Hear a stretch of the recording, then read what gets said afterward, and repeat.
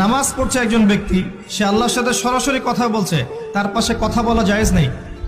এমনকি নামাজরত ব্যক্তির পাশে কোরআন তেলাওয়াত করাও জায়েজ নেই। আমি কথা কি বুঝতে পারছেন? একজন ব্যক্তি নামাজে দাঁড়িয়েছে, আল্লাহর সাথে কথা বলছে, পাশে আপনি কোরআন তেলাওয়াত করতে পারবেন না জোরে জোরে।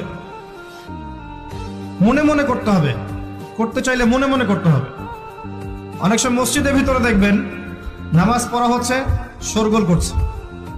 নবী সাল্লাল্লাহু আলাইহি ওয়াসাল্লাম বলেছিলেন, আখিরুজ জামানে, তিরমিজিতে আছে হাদিসটা, আখিরুজ জামানে ইসলামের নামটুকু থাকবে, ইসলামের প্রকৃত বিষয়গুলো থাকবে না।